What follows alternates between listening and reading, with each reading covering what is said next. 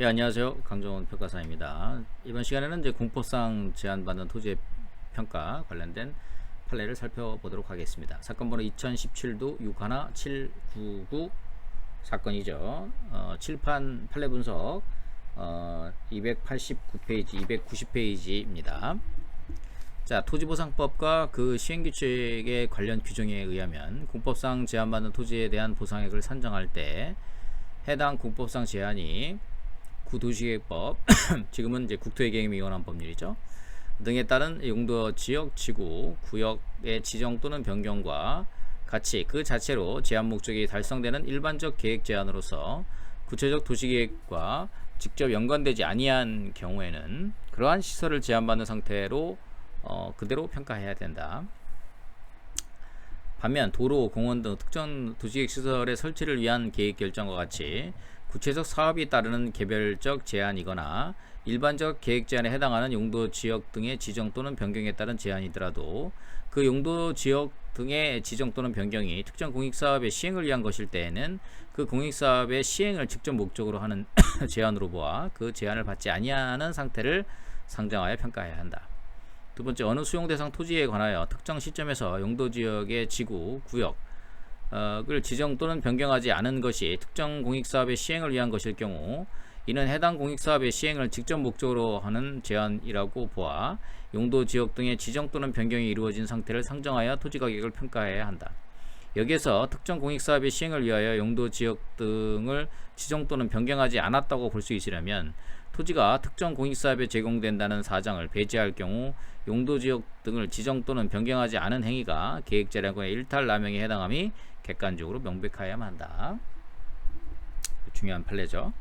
2개 이상의 토지 등에 대한 감정평가는 개별평가를 원칙으로 하되 예외적으로 2개 이상의 토지 등의 거래상 일체성 또는 용도상의 불가분의 관계가 인정되는 경우에 일괄평가가 허용된다. 여기서 용도상 불가분의 관계에 있다는 것은 일단의 토지로 이용되고 있는 상황이 사회적, 경제적, 행정적 측면에서 합리적이고 또 그 토지의 가치 형성적 측면에서도 타당하다고 인정되는 관계에 있는 경우를 뜻한다.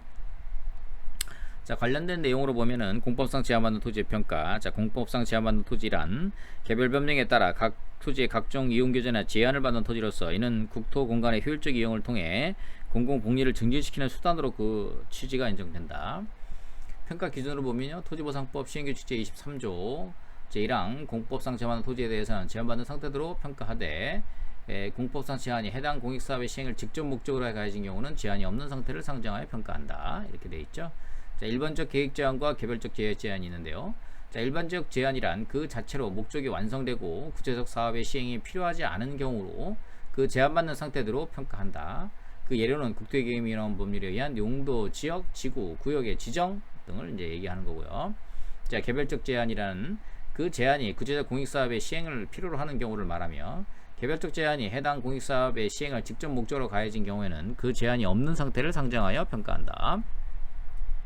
개별적 제한을 받는 수용 대상 토지의 보상액을 산정함에 있어서는 그 공법상 제한이 해당 공공사업의 시행을 직접 목적으로 하여 가해진 경우는 물론 당초 목적 사업과는 다른 목적의 공공사업에 편입 수용되는 경우에도 그 제한을 받지 아니하는 상태로 평가해야 한다. 구체적인 이제 평가 기준으로 보면요, 공공구역 안의 토지에 대해서는 자연공공구역의 경우 제한을 받는 상태를 기준으로, 도시공원의 경우는 제한을 받지 않는 상태를 기준으로 한다. 용도지역이 변경된 토지는 가격점 당시 용도지역을 기준으로 평가하며 용도지역 변경이 해당 사업에 관련되어 있으면 변경 전 용도지역을 기준으로 한다. 뭐 이런 내용들 참고해서 보시면 되겠습니다. 자, 그 다음에 2011-104253 사건이 되겠습니다.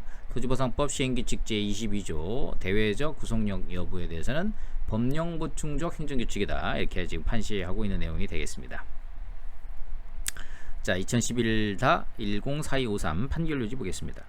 자, 토지보상법 68조 3항은 협의취득 보상액 산정에 관한 구체적 기준을 시행규칙에 위임하고 있고 위임 범위 내에서 토지보상법 시행규칙 22조는 토지에 건축물 등이 있는 경우에는 건축물 등이 없는 상태를 상정하여 토지를 평가하도록 규정하고 있는데 이는 비록 행정규칙의 형식이나 토지보상법 내용이 될 사항을 구체적으로 정하여 내용을 보충하는 기능을 갖는 것이므로 토지보상법 규정과 결합하여 대외적인 구속력을 가진다.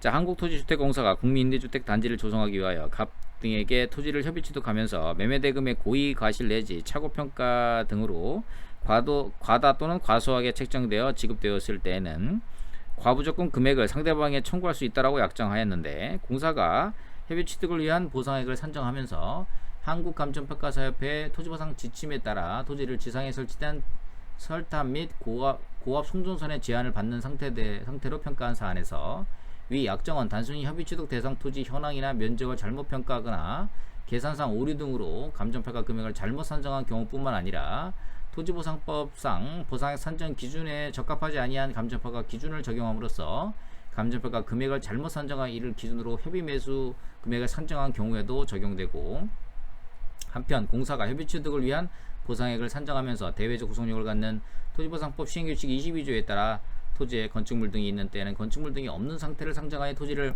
평가해야 함에도, 대외적 구속력이 없는 토지보상 지침에 따라 토지를 건축물 등에 해당하는 철탑 및 고압전선의 제한을 받는 상태로 평가한 것은 정당한 토지평가라고 할 수 없는 점에 비추어 위 협의 매수금액 산정은 공사의 고의 과실 내지 착오평가 등으로 과소하게 책정하여 지급한 경우에 해당한다고 본 원심 판결에 판단 누락이나 이유 불비 등의 잘못이 없다, 이렇게 이제 판시한 사건이죠. 자, 해당 사건은 이제 법령보충적 행정규칙이라고 하는 건데요. 자, 법령보충적 행정규칙이란 법령의 위임에 의해 법령을 보충하는 법규사항을 정하는 행정규칙을 말함으로써 판례는 법령보충 행정규칙을 수권 법령과 결합하여 대외적인 구속력이 있는 법규명령으로서의 효력을 갖는다, 이렇게 보고 있습니다. 대표적으로 토지가격표준표에 있죠. 토지보상법 시행규칙 제22조가 있습니다. 자, 감정평가 실무규칙은 대법원 판례는 행정규칙, 법규성이 없다, 이렇게 보고 있는데, 우리 학계의 다수 견해는 법령보충적 행정규칙으로 보고 있다, 이렇게 보시면 되겠고요.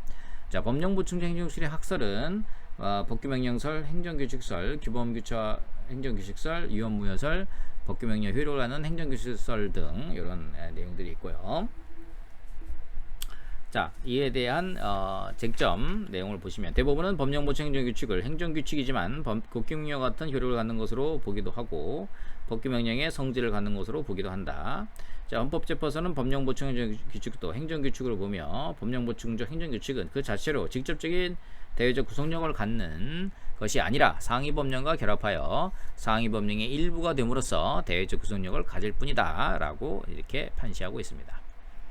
자, 그래서 우리 현행법에서 판례에서는 토지가격표준표와 토지보상법 시행규칙 제22조에서 이 내용을 담고 있습니다. 그래서 지금까지 시험에 이제 출제가 되지 않았기 때문에 이 내용을 여러분들께서 잘 좀 기억을 해 두시기 바랍니다.